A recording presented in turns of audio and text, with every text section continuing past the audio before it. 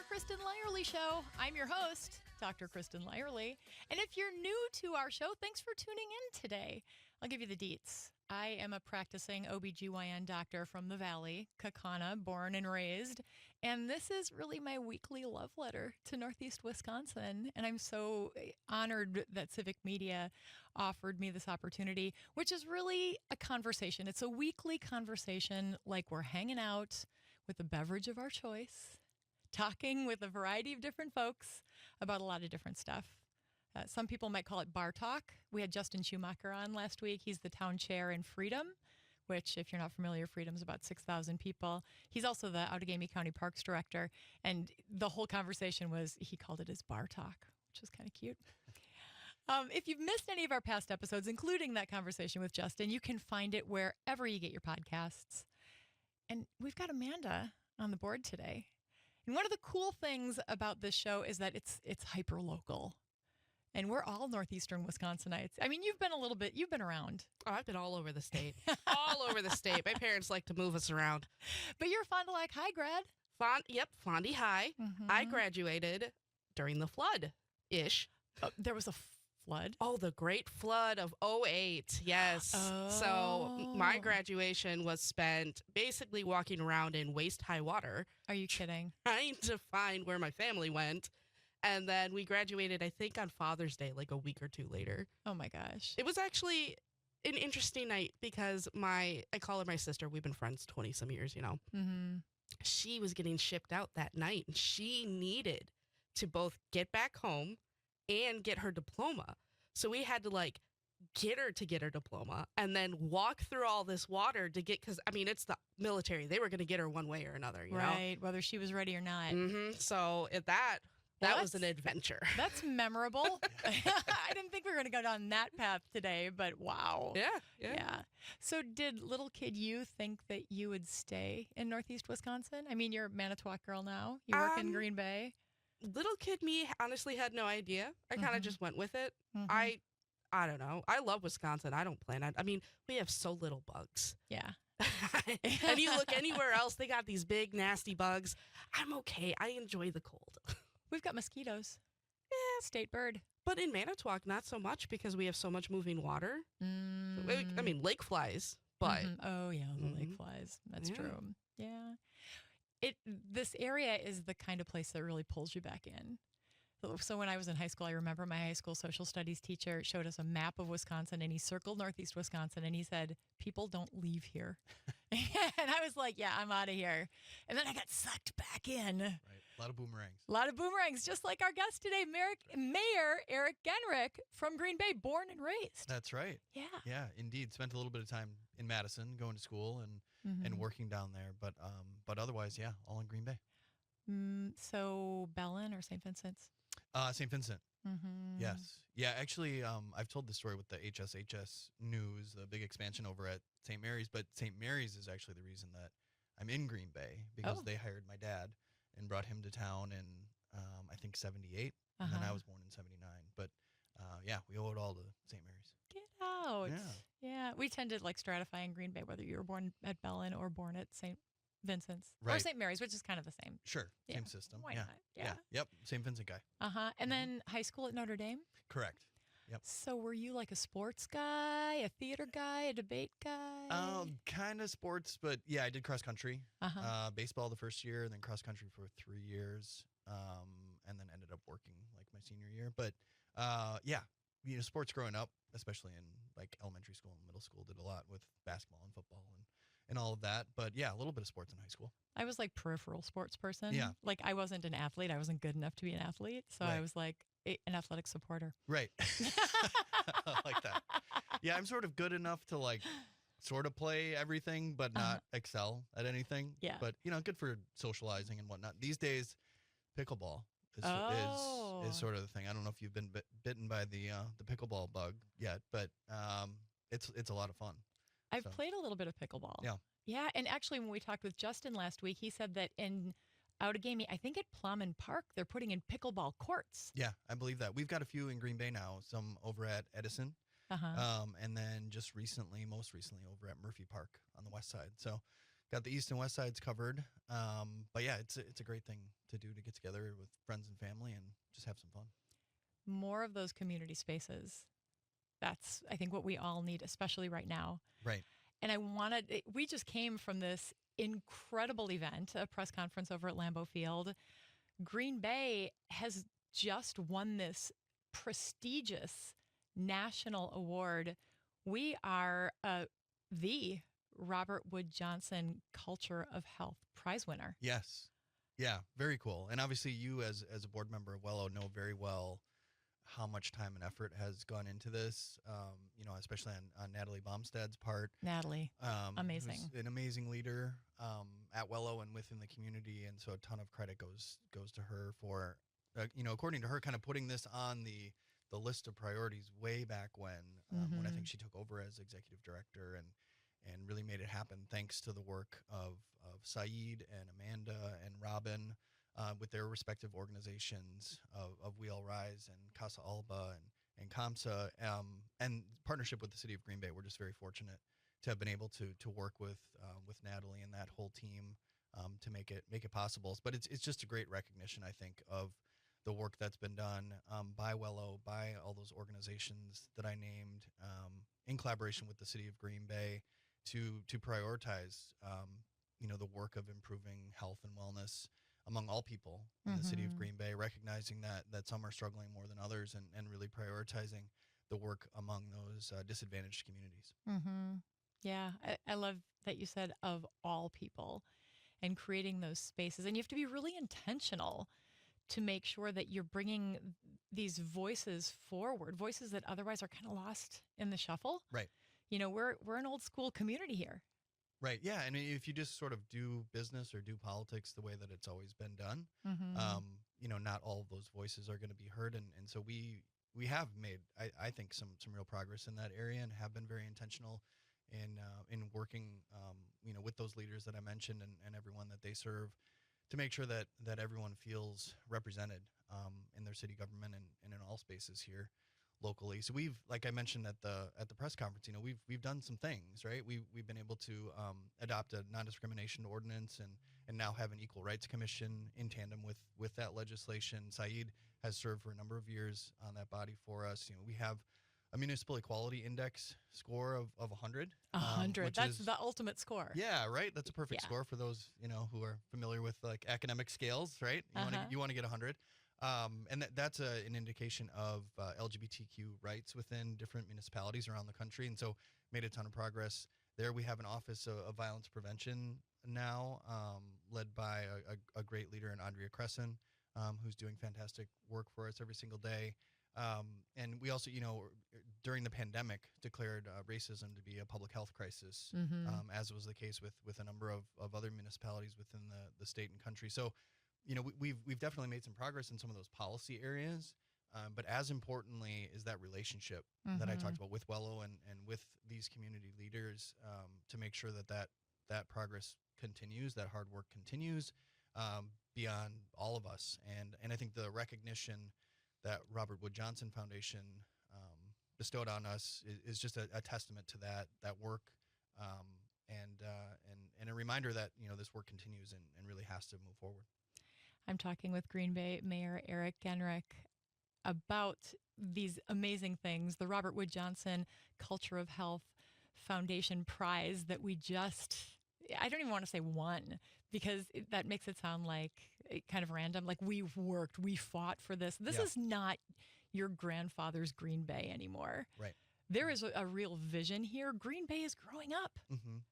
Yeah, and at the same time holding on to those values that have brought us to this point. One thing that I often say, which I should have said because we were at Lambeau, but that's the Packers and Lambeau Field, also just a great indication of who we are and the values that we hold dear. It's a community-owned team, a city-owned facility in Lambeau Field. Yeah, pretty nice place. The only NFL football team that's owned by the fans. Right. Exactly. We don't have an owner; we are the owners. Yeah. So we know how to do community really well, and that kind of has made us who we are and put us on the map internationally. But one thing, kind of in tandem with that I've tried to tap into and sort of elevate a little bit, is what we're known for on our game days or game day weekends, which is that spirit of hospitality, right? Yeah, we bring people in. Doesn't matter what colors you're sporting.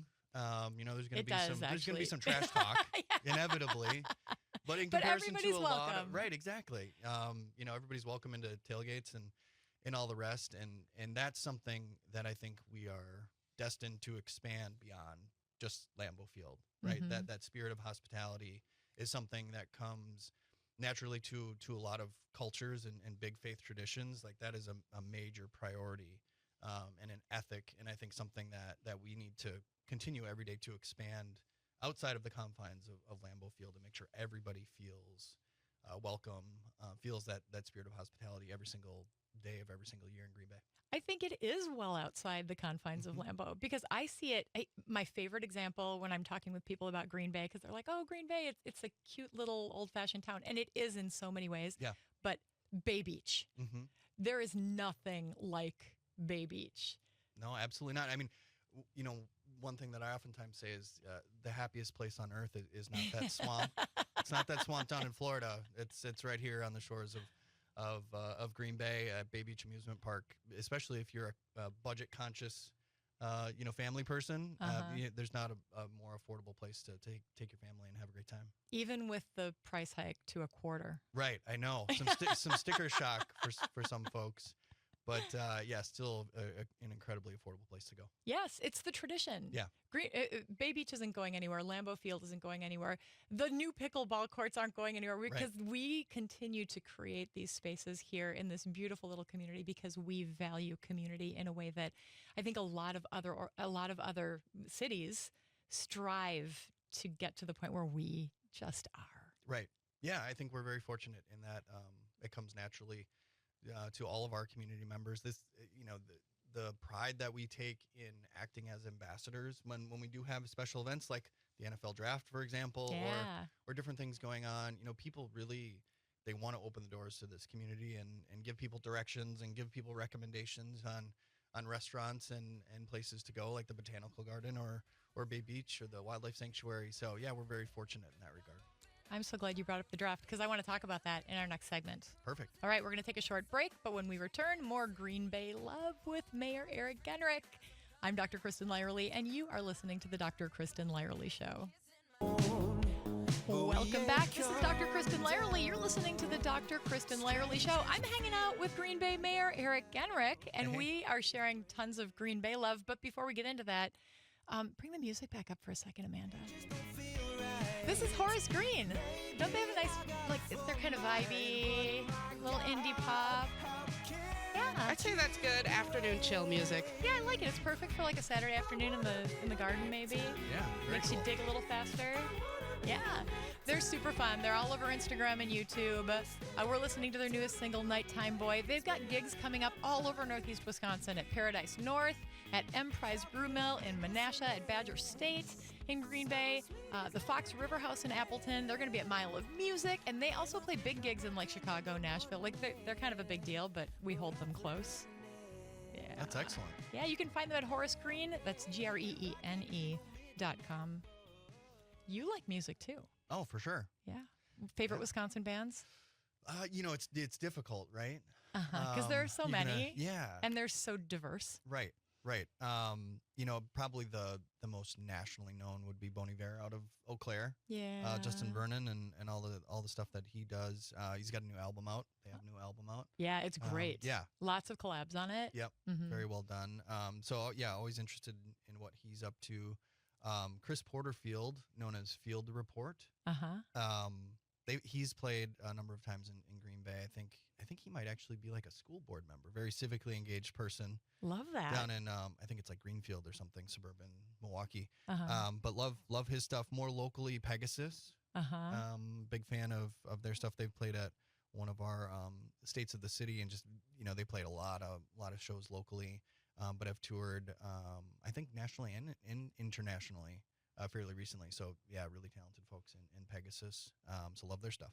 You just don't think of Green Bay as a place where we've got tons of music, but we've got tons of music. Fridays on the Fox are so much fun. Oh, absolutely. Yeah, that's a great place for folks to come together. There's also the Levitt concert series, which has been in place now. I think this is maybe the third year running over at Lake Park. So that's something that On Broadway has been doing for a few years, and that's starting up June 1st and is going to run. It's either like 8 or 10 weeks throughout the entirety of the summer months here. So yeah, there's a lot of live music. We had some great live music in collaboration with the NFL draft that was here in town, and so I did some fun stuff over at Lake Park for that. Yeah, we love music in Green Bay. Nice job. That was a great segue. I try. I'm not a radio pro, but I was like, we could probably mention that. Let's talk about the draft. Yeah. We were expecting 300,000 people. We got 600,000. Right. Yeah. A massive showing. Which we were always kind of felt that the NFL's number of 250,000 was on the low end, on the conservative end. Mm-hmm. But very impressed with the showing, especially given we had some weather complications on the Friday, Mm-hmm. right? Thursday and Saturday were really pretty nice weather-wise. Friday, a little bit of a dip, so I think that had an effect on things. But amazing turnout on day one with, I think it was 205,000, 220,000 actually on the third day, which was kind of like Wisconsin Day. It was such a At beautiful the draft, day. yeah. Yeah. Amazing weather, and I think people like us, we brought our kids. Emily and I brought the kids out there. I think a lot of people did that Mm-hmm. as well. But that is not normally what happens at the NFL draft. It's kind of like day one is biggest, and then it sort of Mhm. tapers off after that. So it was very cool, I think, to see people show up in the way that they did on Saturday. Especially given the fact that there was just such a focus on Wisconsin culture and things, and Yeah. there's a great local polka band that was playing in the draft theater Oh, I missed it. on Saturday. Yeah, they were fantastic. They play a lot of like modern covers Uh-huh. in polka style. Really? So, yeah, so people were having a good time with that. And then Charlie Barron's did a little bit of stand up. Love him. Was sort of roasting the some of the visiting fans and teams. So I think a lot of people got a kick out of that. But yeah, I had a great time. The dive bar tent, I can't remember what it was called, but you could go in there and play pull tabs Right. and roll dice, and they had mounts of all of our NFC North rivals that were really humorous. Oh yeah. Yeah. Nice. It Yeah, was cool. Yeah, I mean, they really leaned into to the Wisconsin culture, right? They kind of Mm-hmm. played up what makes us special in Northeast Wisconsin and across the state. So it was fun to see some of those elements. So it was all fun and games for me, but I heard some criticism afterwards from business owners in Green Bay that Sure. they didn't get quite the traffic that they were planning for and hoping for. Yeah, I mean, I think that's something that we planned for, in talking with mayors of Detroit and Kansas City, their downtown groups and convention and visitors bureaus. We knew that it's kind of a sticky event, right? People go to the draft and they tend not to leave, right? That's what the NFL is looking for. They're looking for that TV production, those crowds and those shots and all the rest. So that's why we were pretty intentional about planning some of the downtown events, working with Leah over at the Military Avenue Business District as well, to do whatever we could to leverage the event and to attract people out of the footprint when things were not going on over there. But some people's expectations were elevated and that didn't always match. But we feel good about the foot forward that we presented for Green Bay. I think the production really went well. That our priority, of course, was public safety, working with our police and fire departments and the county sheriff's department and village public safety. And I knew that we've got the best team in place for that. And so that, made everything else possible. But we're really impressed with how everyone came together to collaborate. The NFL in particular was really kind of blown away, I think, by the spirit of collaboration that we have built in here because of the work that's done oftentimes at Lambeau Field to prepare for those large scale events. So massive kudos to those teams, police and fire here in Green Bay and the rest of that group, as I mentioned, to make really, like I said, everything possible. I heard there was only one arrest the Right. entire time. And the number of, I've got the numbers here. I talked to the sheriff afterwards. The Brown County Tavern League said it provided over 2,600 rides to over 9,000 passengers. Right. That's huge. There were only 3 OWIs, and we're the drunkest city in the country. Right. So not that that's something to be proud of, but Yeah. knowing that we're doing it responsibly when we've got a big event here in town, that's something to be proud of. Oh, absolutely. Yeah, the Tavern League stepped up in a big way, working with the state of Wisconsin to get some funding to operate a safe ride program unlike anything we've really, I think, ever seen in the state of Wisconsin. So, massive credit to the Tavern League for doing that.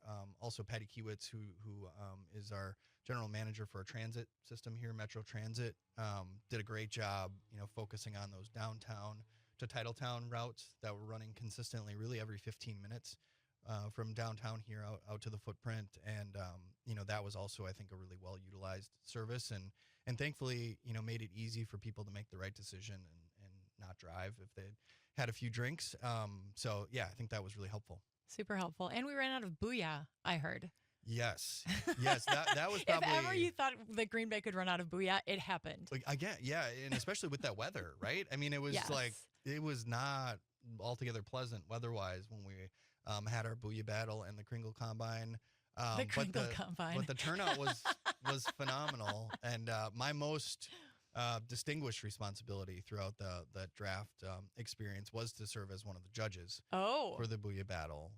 That must have been excruciating. It was really difficult, especially since I don't know anything about anything when it comes to cuisine, right? But Jill Everman was a fellow judge, and she guided Bill Jarts and I in the right direction, so that was helpful. Oh, fantastic. All right, when we come back, you did a guest piece on Dan Schaefer's recombobulation area. Yeah. We're going to talk about what Democrats need to do next. Sounds good. All right, this is Dr. Kristin Lyerly with the Dr. Kristin Lyerly Show.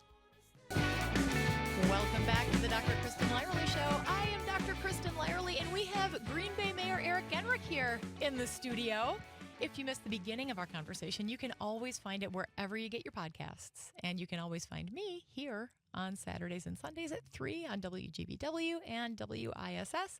And, of course, streaming on the Civic Media app. If you haven't downloaded that, it's fantastic. So just go ahead and do it. Green Bay Mayor has been an unusually exciting place to live recently, in part because we've been at the center of the political universe a handful of times, hosting presidential candidates. Donald Trump was here, Kamala Harris was here, and most recently an event and a protest when Elon Musk visited during our Supreme Court race in February. You recently did a guest column for Dan Schaefer with the recombobulation area that takes stock of this moment in history. And you asked this question: what do you want for this country? Is it an authoritarian oligarchy or a populist democracy? And if you want to look this up, by the way, you can find the piece. It's titled "Where the Democratic Party Should Go From Here." That's the million-dollar question. Right. Yeah, and I don't know if the world needed another think piece, right? Well, maybe they did out of Green Bay because it's a different perspective. Yeah, and it was just one of those things where, I, like a lot of people, have been thinking about the direction forward and observing things playing out in Washington. I've been in politics here in Wisconsin for a while. Locally, obviously, elected to the position that I hold now back in 2019. But before that, I was a state representative serving Green Bay in the state capitol in Madison. It had worked for a state senator, a congressman. So I've seen some things done well and not well, and just felt like, I wasn't, experiencing these thoughts in a vacuum. Obviously, having a lot of conversations with citizens and activists and others involved and friends and family like we all are, and just felt like some of these things weren't necessarily being said, or maybe not all in the same piece. And so just tried to consolidate some of the feelings that I had, some of the most salient points that I had heard, and express them in a very Green Bay way, as best as I could. And I was joking, I think with Pat or maybe some others when I was doing some interviews on the piece, that really the original title was "We the People Are Pissed," which was the bumper sticker that I highlighted to just kind of channel that indignation. Like, people are upset, and they've been upset for a while. This isn't a new thing. No, not at all. And there's some bipartisan sentiment there, that people are not happy with our institutions. Well, and you hear what like Democrats, when they defend Joe Biden, they say, but he's done all these great things. Yeah. You know, there's the Infrastructure Act, there's CHIPS and Science, there's all of these huge policy pieces. But what does that actually mean to me? Right. Right. Yeah. And I acknowledge that in the piece that those were some massive legislative accomplishments. I mean, one thing that I experienced, which was a really a great accomplishment by the federal government, was direct filing of taxes. Yeah. That was something that was available, for the first time in Wisconsin. And that's the kind of like simple reforms that we should be expecting to see, happen more frequently coming out of our federal, state, local governments. And I think that's one thing, one advantage that I have just based on the perspective that I have is, we're constantly trying to figure out how to do things better in the city of Green Bay. Yeah. And I think there certainly are elected officials at the state and federal levels who have that orientation, but I don't think it's as clear as it needs to be. Yeah. Right. And also just, channeling people's indignation and expressing it back to them is really important these days. Well, you feel it too. Yeah. You point out in the piece that the federal government is good at collecting and distributing money to people in programs authorized by Congress, but not necessarily good at administering or implementing them. So for us, the money is supposed to be there, but it takes 10 years to replace a bridge. Right. Yeah, that kind of stuff is maddening, and we've got a pretty good relationship with our housing and urban development folks out in DC, but the strings that are attached to the relatively modest amount of money that's sent to the city of Green Bay, a little over $1 million to support some of our programming. I mean, the amount of staff time that goes into reporting this, that, and the other thing associated with that is a little ridiculous. And you extrapolate that beyond the city of Green Bay to larger communities and small ones throughout the country, and we could just do a lot better with the way that we use federal resources and just the amount of inefficiency that's sometimes built into these programs. Are you talking about waste, fraud, and abuse? Yeah, right. Yeah, I mean, I think everybody should be thinking about how to make government more efficient and more effective. Yeah, and it's not something that Democrats should concede the battlefield on, right? Like we really want to see government work for people. Yeah. And we should not assume that it always is working that well. Well, I think we feel like it's not working. Right. Like we, as individuals, feel like it's not working for us. Right. And that's true not just of government, right? I mean, anybody who has had any recent interactions with insurance companies or cable companies or healthcare. Yeah, right. You're obviously the expert on some of those frustrations. Yeah. We've got to do better. Yeah. And we've got to be really innovative. Governor Evers has, I think, suggested some auditing of insurance companies within the state of Wisconsin. I'm certainly not familiar with all the intricacies there, but that's the kind of policy innovation that I think we should expect and hope for and cheer on when we see it. I'm talking with Green Bay Mayor Eric Genrich. We're talking about where Democrats go from here. Before we get to that question, what do you think about the Trump administration and the way that they're approaching this government efficiency? I mean, clearly, as you said, there is room to cut, but is it? Yeah, no, I mean, where I'm going. No, of course, and as I made clear in the piece, that's not really what DOGE is about, in my estimation. It's really not about fraud, waste, and abuse. If they were serious about that, they wouldn't have fired the inspectors general, right? Essentially on day one, whose job it is to really root out some of those instances of abuse. In my mind, it really is about implementing Project 2025 and creating a bureaucracy in the image of Donald Trump. And that's not what people are looking for. There's a small segment of the electorate that really is kind of cheering that on, right? But when you're talking about majority of the electorate in Wisconsin or across the United States, that's not what people want. And it's not how you save a bunch of money either, right? I mean, the way that they're going to come up with the dollars necessary to afford a massive tax cut is by taking health care from people. And we know that. Right. We've already started to see where Medicaid is going to be cut. Right. And the plan is to pass it by Memorial Day. Yep. But there's still a lot of negotiation that has to happen there. But at least we're starting to, all of the denial that, no, we're not going to touch it. We're going to make sure that everybody who needs it still has it. Well, we're Right. starting to see that that is actually not the case. Yeah, and to that point, just to encourage people to reach out to their members of Congress Yes. and making it clear, what their priorities are as citizens. If it is protecting healthcare for people that need it, I would encourage folks to reach out and let their representatives know that that's how they're looking at things, because this is not a done deal.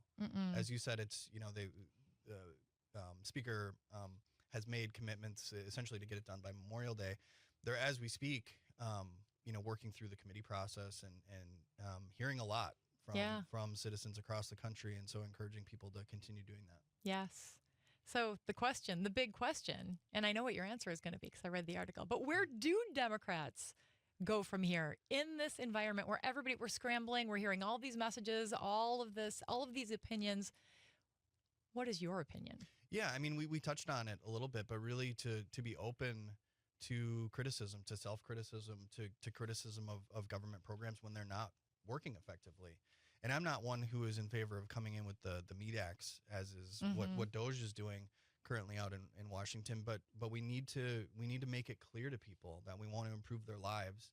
And one way to improve people's lives is by making government more effective for them. Another one is making sure that we have appropriate regulations in place on the big corporations, especially in these new spaces like the relatively new social media AI world.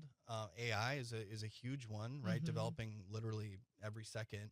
But on social media, I think it's been an area where we as Democrats or liberals have not been as clear on as we could be. I mean, it has had a really, really negative effect on people's lives, and the government has done virtually nothing. Right. Even though we've seen in Europe, it's possible. It's possible. There are other models that are out there, and we see the after effects. Right. The Surgeon General, the mental health issues, not just for our kids, but for parents. Right. Half of parents don't know how they're going to get through the day. Right. And a lot of it has to do with social media and the impact on how we live our lives. Yeah, absolutely. And my wife's a school teacher, so she sees how social media and screen time or cell phones in general really negatively affect academics, but more importantly the social lives of our kids, especially middle school and high school children. And I think there's a little bit of a void there. I don't feel as though Democrats have done a good enough job of ringing that alarm bell, making it clear that we're not satisfied with the status quo, and this is going to be the agenda. And one small thing I think that we could do is eliminate cell phones from schools. Really make it clear that this is not something that's going to be permitted during instructional time during the day, because there is no educational value to having cell phones accessible to kids during the school day. I can't even imagine my kids without their cell phones in their hands, because that is just their friends, but we're guilty of that too. Right. If you go to an airport, people are walking around looking at their phones, not looking in front of them. They're bumping into. Oh yeah. No, absolutely. And to your point, parents like myself, we're not immune from it. We've got a lot of work that needs to be done, oftentimes not during the workday, and that's a way to do it. I'm guilty of doom scrolling Twitter or X or whatever you call it, Yes. way too frequently. So so we could all do better, but I think that's where government really plays a role, is setting some of those guardrails, especially when it comes to our kids. Yeah. You also really lean in on increasing the power of working people. So regular people can share their stories and use their voices and help the bureaucracy and leaders understand that it's not working for us. Right. No, that's very much something that comes naturally, I think, to those of us who are born and raised in Northeast Wisconsin. The labor movement in particular, yes, is something that has very strong traditions and roots, and is still doing some great things within our community.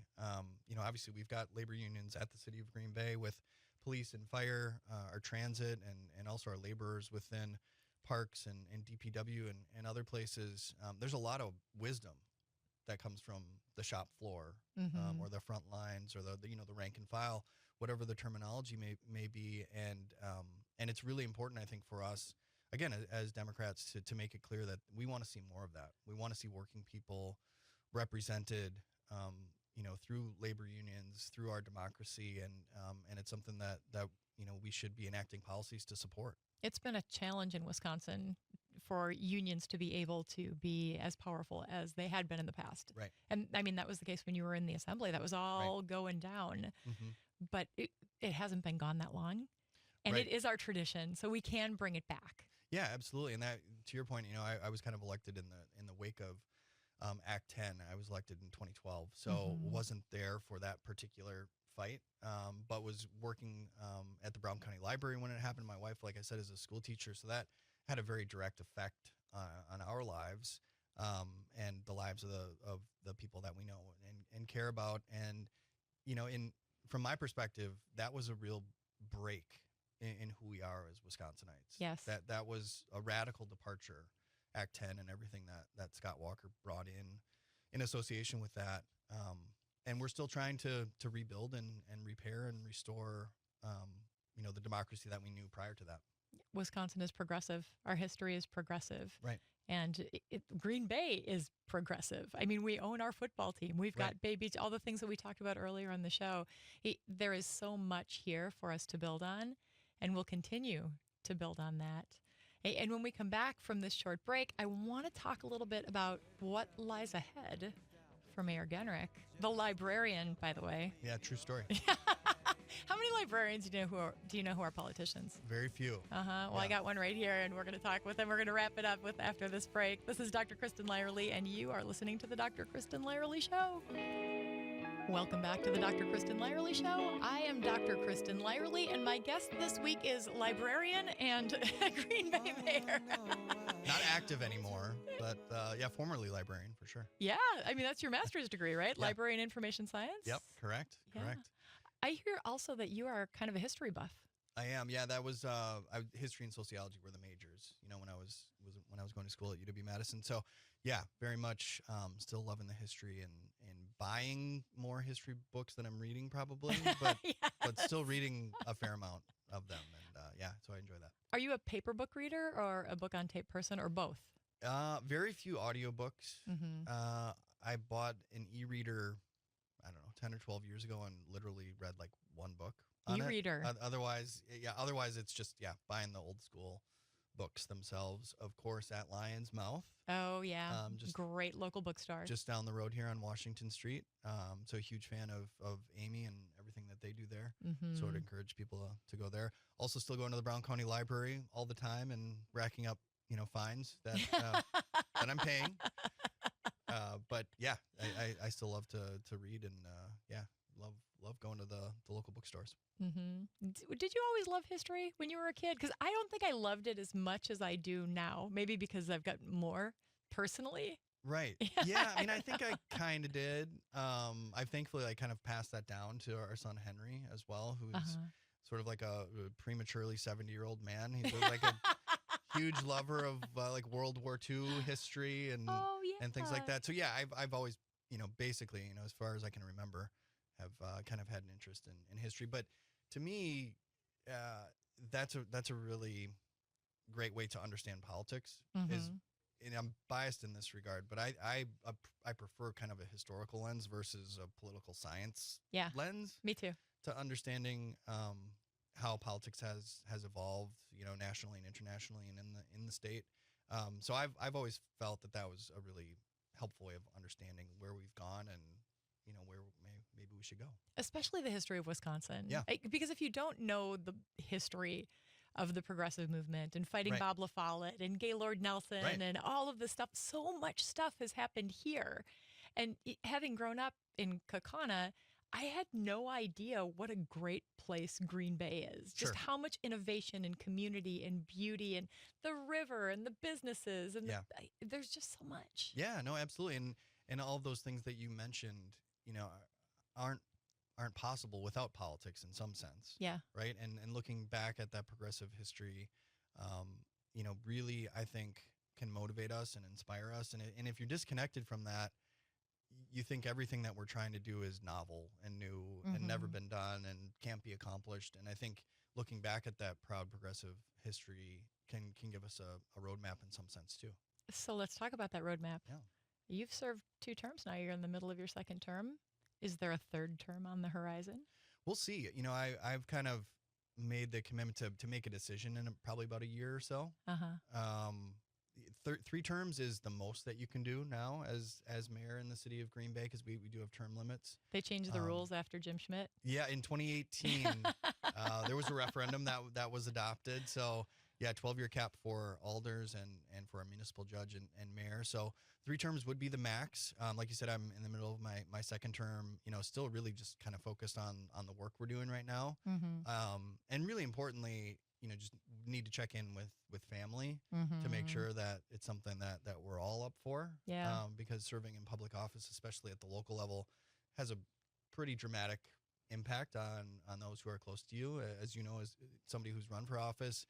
So you got to make sure that everybody's up for it, because if they're not, it's not going to work, and it's not something that I would do. But loving the job, it's truly, I've only had 2 elected positions, like we mentioned, serving in the assembly and then serving in this capacity. But I don't think you'd be able to find a more rewarding position than being the mayor of your hometown, especially when your hometown happens to be Green Bay, Wisconsin. Mm-hmm. So we've been through some stuff as a community with COVID and some odd political machinations coming out of Madison with the Gableman investigation and things like that. Mm-hmm. It hasn't been an easy ride for you. No, not for anybody, right? I mean, it's just been an odd Mm-hmm. period of time for a lot of folks. Again, tying most of that back to the pandemic and sort of the weirdness of our society as a result. And just, I don't think we've grappled enough with that, quite honestly. Just Mm-hmm. obviously the health effects, which were more obvious and catastrophic, but also the social, psychological effects of a world living through a pandemic like that. Mm-hmm. So that was tough for everybody. But setting that aside, it's been a really rewarding run, and we've been able to do some good things for the community, which is what it's all about. Lots of good things for the community, despite challenging times that have divided us. Right. In a community where we don't divide well. We need each other, and we know we need each other. So looking back on the time that you served in this role, what do you think is your proudest accomplishment?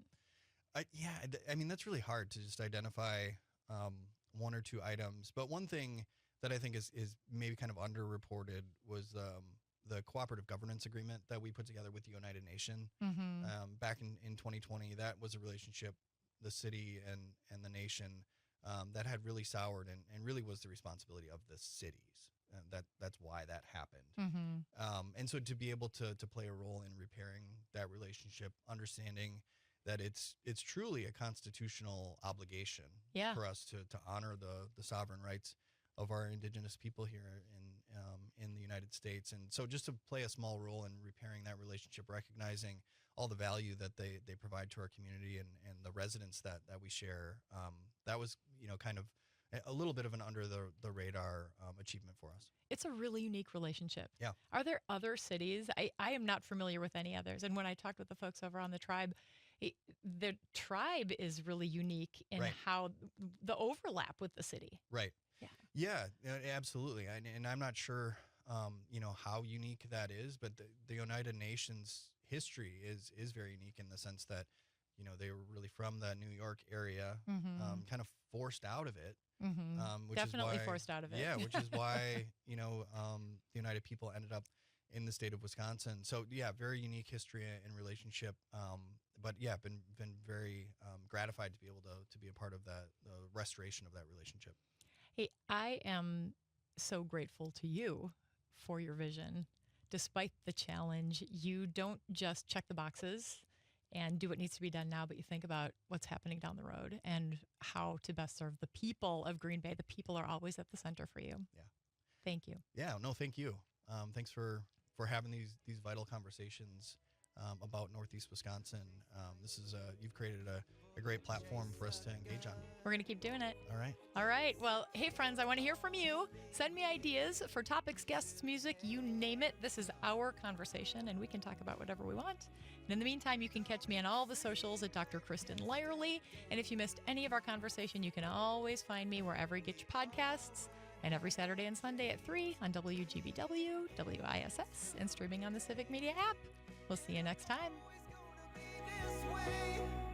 I never wanna say